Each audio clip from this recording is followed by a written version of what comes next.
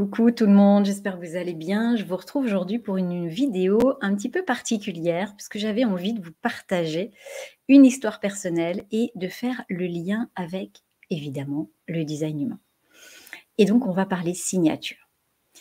Il se trouve que, alors vous le savez peut-être, hein, je ne suis pas quelqu'un qui suis particulièrement stratégique lorsque je mets en place des offres, lorsque je mets en place des choses pour accompagner mes clientes.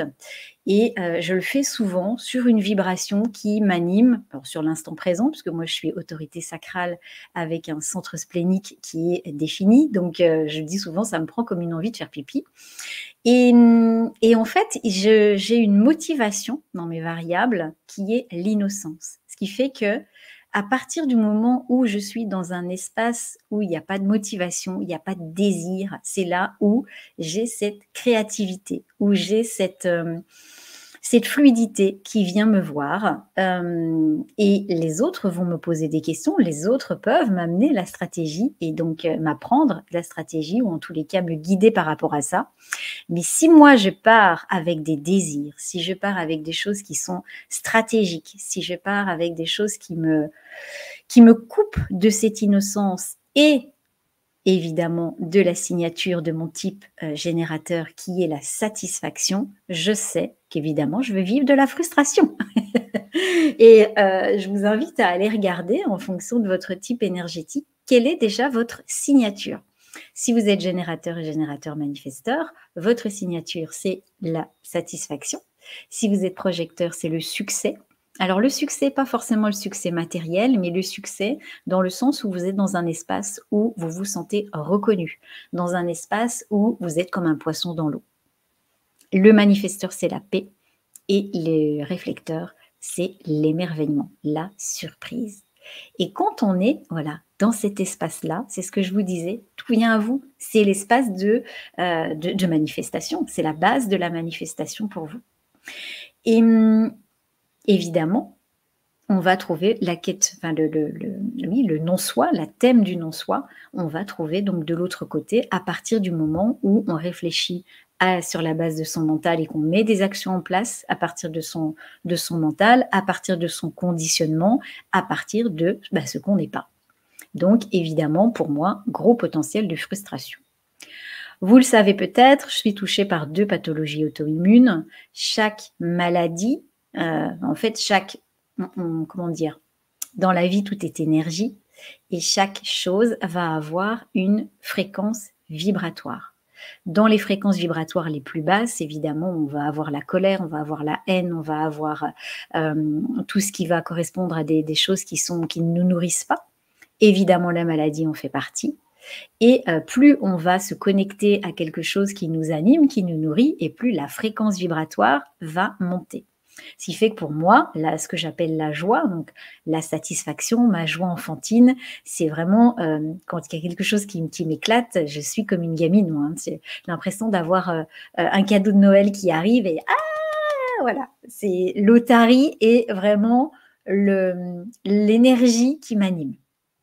Et à partir du moment où je suis en mode otarie, je sais que ma fréquence vibratoire, elle est très haute et que là, en fait, c'est vraiment le champ des possibles pour moi.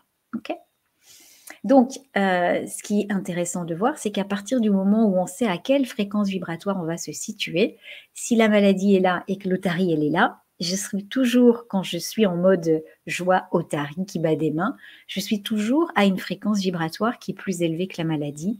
Et donc, c'est comme ça que je peux préserver mon quotidien. Évidemment, ça demande à observer tout ce qui se passe et qui vient à moi, puisque il va y avoir en fait des choses qui vont venir de l'extérieur, des personnes qui sont autour de moi, des situations qui vont toujours m'amener à me choisir moi ou à choisir le reste du monde et à faire des compromis et donc à baisser ma fréquence vibratoire ou pas. Voilà, vous avez carrément la sonnerie pour l'annoncer.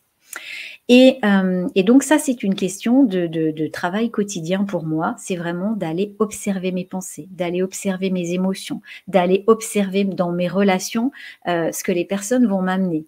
Et encore une fois, il n'y a pas à se dire que telle ou telle personne va être malveillante. C'est juste à moi de poser des limites, de poser un cadre, de poser une structure qui va me protéger, me préserver pour à chaque fois me souvenir que si c'est pas l'Otari, c'est pas bon pour moi. Et puis parfois, bah, voilà, moi je travaille depuis 6 mois avec une coach que j'apprécie beaucoup et elle m'a proposé un nouvel exercice pour, pouvoir, mettre des nouvelles offres en place.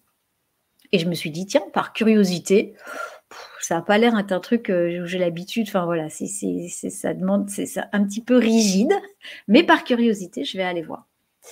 Et puis je suis allée voir une journée, on en a parlé, elle m'a demandé de faire certains exercices, puis je me suis dit: «Fou, l'impression de faire des devoirs» et puis à un moment, c'est ChatGPT qui répétait qui donnait les réponses à ma place parce que ça me parlait pas et je sentais que ça se contractait et à un moment, je lui ai même carrément écrit Burk dans les messages. Et pourtant, je continuais en me disant: «Non, mais voilà, c'est pas si compliqué, tu peux regarder, ça te donne une nouvelle expérience» et cetera. Je sentais que c'était contracté pour moi. Mais je continue à y aller.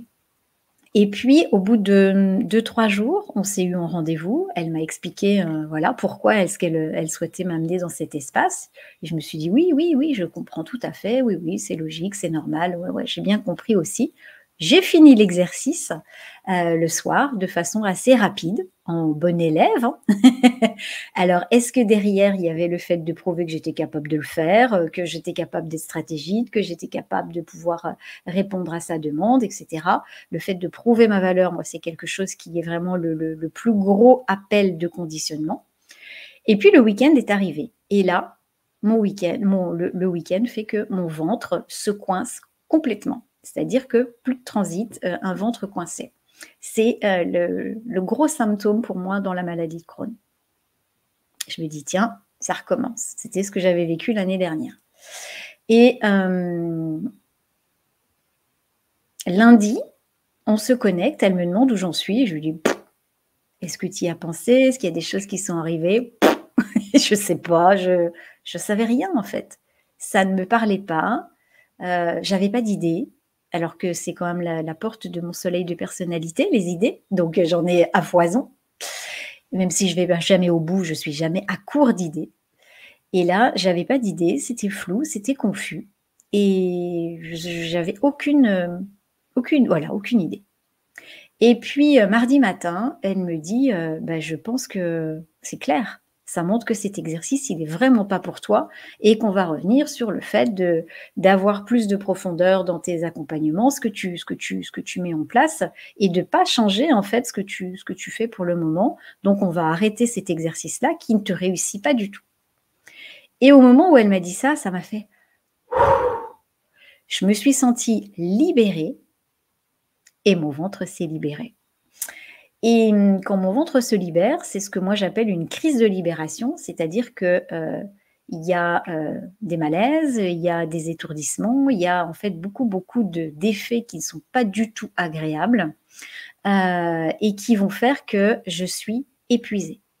Je commence à trembler, j'ai très froid, quand je fais, une stratégie nutritionnelle, ou, une stratégie environnementale, on voit qu'un des premiers points qui va être touché pour mon corps, c'est la température corporelle et à tous les coups, ça gagne et je sais que c'est une fragilité pour moi et c'est là aussi c'est mon gendarme.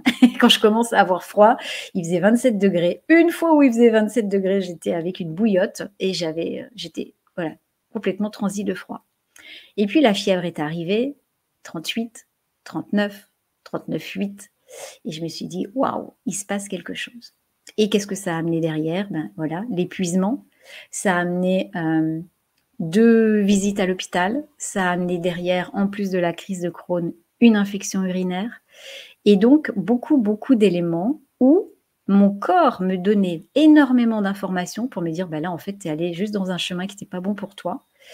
Et le fait de savoir comment je fonctionnais, de rester à faire de mon corps et de le préserver, une priorité, donc de me reposer et de ne pas avoir j'ai eu aucune douleur en fait. C'était, voilà, des choses que je connais, mais j'ai vraiment fait ce choix de pouvoir me préserver pour me reconnecter du coup à ce que j'avais perdu pendant quelques jours, qui était cette joie, cette satisfaction.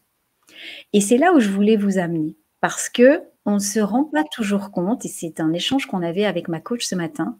Elle me disait que c'était important que je vous fasse ce partage parce qu'on ne se rend pas toujours compte déjà de ce qu'est la joie, ce qu'est le kiff. J'ai beaucoup de clientes, moi, qui me disent: «Mais en fait, je ne sais pas ce qui me fait kiffer dans la vie» et donc de vraiment trouver ce qui vous amène, de la reconnaissance, ce qui vous amène de la paix, ce qui vous amène de l'émerveillement, ce qui vous amène de la joie.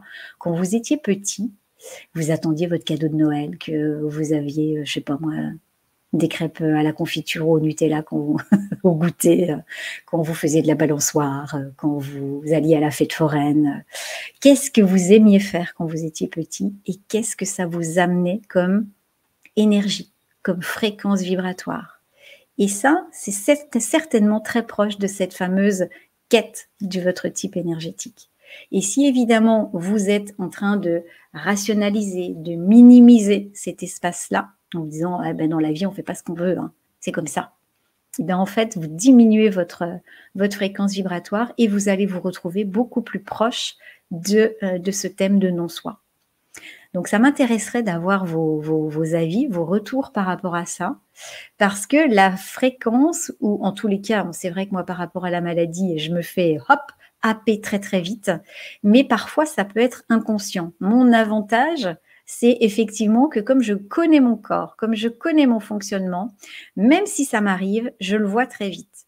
Et quand c'est inconscient, on peut se laisser embarquer par ça, on peut y passer des journées, des semaines, des mois, des années, à plus savoir du coup quelle était l'élément clé de cette frustration, de cette amertume, de cette colère, de cette déception et de ne plus arriver à pouvoir, détricoter en fait notre histoire pour trouver quel est notre narratif, quelle est l'histoire qu'on se raconte et qui nous maintient finalement dans une sphère, hein, de négativité, voilà, de choses où, c'est pas cool quoi la vie.